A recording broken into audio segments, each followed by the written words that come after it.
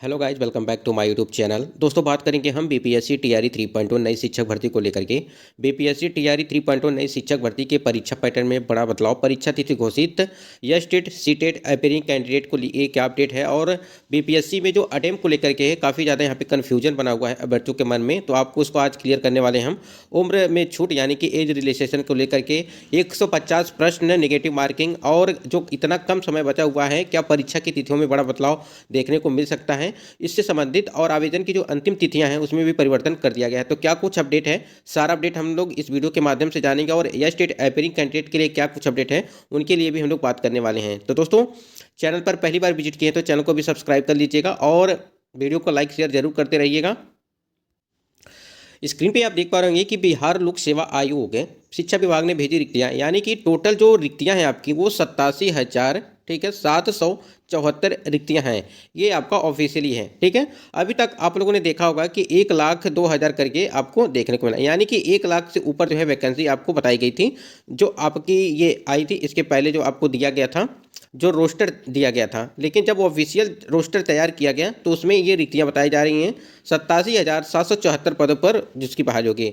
शिक्षक भर्ती को विषयवार रिक्तियाँ जारी कर दिया गया है और किस कक्षा में कितने पद पर होगी भर्ती इसको भी यहाँ पे मेंशन कर दिया गया है। हम लोग एक एक करके यहाँ पे बात कर लेते हैं। पहले सबसे पहले आप देख सकते हैं कि किस कक्षा में कितने पदों पर भर्ती होगी। आप देख सकते हैं कि पीआरटी के लिए 28,216, 28,000, ठीक है, 216 पे दिया गया है, 19,645 और 16,970 9वीं से 10वीं और 22,373 ये आपका दिया गया है 11वीं से 12वीं के लिए। तो यहाँ पे पीआरटी के लिए सबसे ज़्यादा आपको देखने को मिल रहा है, उसके बाद 11वीं और 12वीं के लिए आपको सबसे ज़्यादा है, उसके बाद 6ठी से 8वीं के लिए है। तो सबसे ज़्यादा जो आपकी फॉर्म पड़ेंगे वो पीआरटी में पड़ेंगे पहला, और दूसरा आपका पड़ेगा वो 6 to 8 के लिए फॉर्म अप्लाई होंगे काफ़ी ज़्यादा। और पिछली भर्ती की तरह जैसे टीआरई 1 हुआ और टीआरई 2.0 हुआ, इसके लिए जो आप देख रहे हैं इसमें क्या होगा कि 11वीं और 12वीं में आपको सिर्फ ऐसे कैंडिडेट मिलेंगे, काफ़ी कम कैंडिडेट मिलते हैं, जिसकी वजह से जो है सारी सीटें जो है वो खाली हो जाती हैं। तो अब समझिए कि 87,774 पदों पर जो भर्ती है आपकी वो पूरी तरह से एकदम ऑफिशियली आ चुकी है। तो इसमें और क्या कुछ अपडेट है इसको देख लेते हैं। यहाँ पे उच्च माध्यमिक के मुख्य विषयों में सीटों की जो संख्या दिया गया है, इतिहास में 1631 सीटें हैं, भौतिक में जो है 1745, गणित में 1149 और रसायन विज्ञान में आपको 3,424 और बॉटनी में आपको 1,375, जंतु विज्ञान में आपको 804 सीटें हैं। यहीं पे अगर अंग्रेजी की बात करें तो 1599, हिंदी की बात करें अगर तो 1,000 जो है 98 और सीएस जो आपका है यहाँ पे 909 और मनोविज्ञान के लिए 1,318 दिया गया है और राजनीति विज्ञान में है आपका 1,209। तो इस प्रकार से आप देख सकते हैं उच्च माध्यमिक के मुख्य विषयों में जो सीटों की संख्या है वो आपको अच्छी खासी सीट दी गई है इस बार, और माध्यमिक के मुख्य विषयों की सीटों की संख्या दी गई है। हिंदी के लिए आप देख सकते हैं 2,069, ठीक है। उसके बाद अंग्रेजी में 3,551 यानी कि 3,551 है, और विज्ञान में 2,969 है, गणित में 2,030 है, संस्कृत में आपका दिया गया है कि 2,209 है, और सामाजिक विज्ञान में आपका दिया गया है, ये दिया गया है 1,600। तो कहीं ना कहीं अगर बात करें हम माध्यमिक के मुख्य विषयों में सबसे ज़्यादा जो सीटों की संख्या दी गई है वो आपकी इंग्लिश में दी गई है, यानी कि अंग्रेजी के लिए दी गई है। तो ये तो आपकी हो गई रोस्टर जो आपका तैयार किया गया है। अब जो सबसे इंपॉर्टेंट चीज़ है उसको आप लोग को बता देते हैं। यहाँ पे नोटिस जो जारी किया गया, ये नोटिस जारी किया गया था बिहार लोक सेवा आयोग के द्वारा, यानी कि बीपीएससी के द्वारा, ठीक है। और इसमें साफ साफ लिखा गया है कि आपकी जो टोटल जो रिक्तियाँ हैं मतलब कि वो है 87,774 जो हमने अभी पीछे बात किया है, ठीक है। ये तो हो गए। अब देखिए आवेदन की जो तिथियां हैं उसमें परिवर्तन किया गया है। पहले क्या था, यहाँ देखिए विलंब शुल्क के साथ रजिस्ट्रेशन और भुगतान की जो अंतिम तिथि थी पूर्व से निर्धारित तिथियां थी, यहाँ पे देख सकते हैं पहले से जो निर्धारित तिथि थी वो 25 तारीख तक था, यानी कि विलंब शुल्क के साथ, ठीक। और आपका लास्ट डेट आपको 23 तारीख था फॉर्म अप्लाई करने का, और विलंब शुल्क के साथ 25 तारीख था। तो ये देखिए कल ही आपका 23 तारीख था, कल ही नोटिस जारी किया गया। और यहाँ पे अब क्या किया गया है, यहाँ पे संशोधित तिथि में क्या किया गया है इसको समझ लीजिए। 26/2/2024 यानी कि 26 तारीख तक आपका बिना विलंब शुल्क के, यानी कि कोई भी विलंब शुल्क नहीं होगा, और आप 26 तारीख तक फॉर्म अप्लाई कर सकते हैं। तो ये काफ़ी अच्छी खबर है आपके लिए। जितने भी कैंडिडेट सस्पेंशन में थे क्या डेट बढ़ेगी या नहीं बढ़ेगी, तो हमने शुरू से ही आपको बताया था कि आपकी डेट जो है वो बढ़ेगी, क्योंकि रोस्टर इतना मतलब कि कल जो है रोस्टर जारी किया गया और ऑफिशियली जारी किया गया। इसके पहले जो रोस्टर आपको जारी किया गया था उसमें 1 लाख के ऊपर बताया जा रहा था कि 1 लाख से ऊपर जो है वैकेंसी है, तो कहीं ना कहीं। और उसके बाद ऑनलाइन आवेदन भरने की जो अंतिम तिथि थी वो 25 तारीख तक थी। अब क्या है कि अब जो आपकी वो 26 तारीख तक, यानी कि 26 फरवरी 2024 ये आपकी लास्ट डेट है बिना विलंब शुल्क के। तो इसको जितने भी कैंडिडेट फॉर्म अप्लाई नहीं किए थे तो वो सारे अप्लाई कर सकते हैं। और एक चीज़ और बताना चाहेंगे कि जिनका भी डॉक्यूमेंट कंप्लीट हो सिर्फ वही कैंडिडेट जो है फॉर्म अप्लाई करेंगे, ठीक है। क्योंकि अगर अटेम्प्ट के लेकर के बात करें, अगर आपका सब चीज़ कंप्लीट नहीं है तो कहीं ना कहीं आपको दिक्कत हो जाएगी, आपके अटेम्प्ट खराब हो जाएंगे। जैसा कि आपको ज्ञात होगा कि 3 अटेम्प्ट दिया गया था, लेकिन अब इसको बढ़ा करके क्या कर दिया गया, 5 अटेम्प्ट कर दिया गया है। तो इस पर भी नोटिस आनी बाकी है, ये भी हो चुका है लेकिन अभी नोटिस जारी नहीं किया गया है।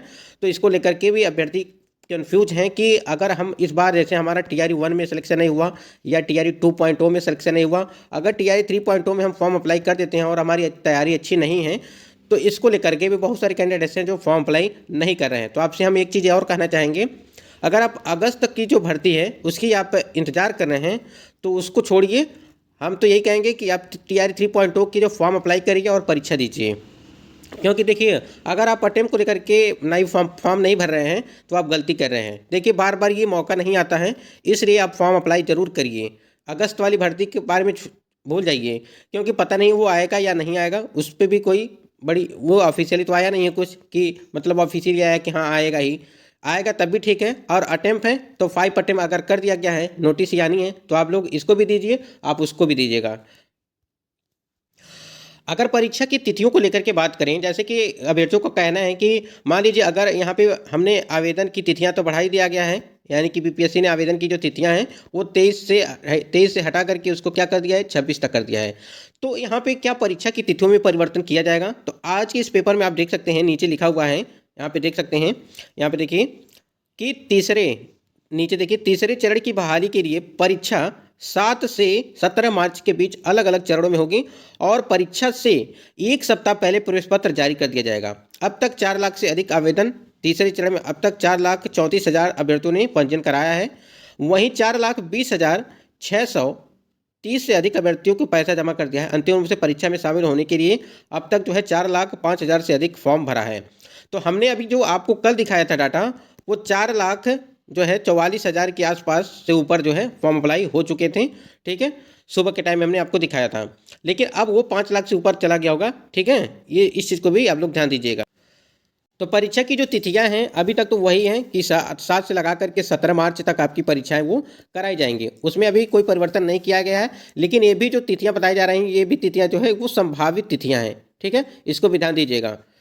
जैसे आपका आवेदन की तिथियों में परिवर्तन किया गया, हो सकता है कि आपकी परीक्षा की तिथियों में भी परिवर्तन किया जाए इसको लेकर के। या सीटेट अपेयरिंग के लिए जो हमने बात किया था, सीटेट वाले कैंडिडेट के लिए तो मान लीजिए 3 दिन का मौका मिल गया है। अगर डिजी लॉकर में उनका सीट जो है मार्कशीट आ जाती है तो कहीं ना कहीं वो फॉर्म अप्लाई कर पाएंगे। वैसे भी अगर नहीं कर पा रहे हैं तो आप एन लिख दीजिएगा वहाँ पे, और आपका इशू डेट जो दिखा दे रहा है वहाँ पे ये सारी चीज़ें आपको करनी है।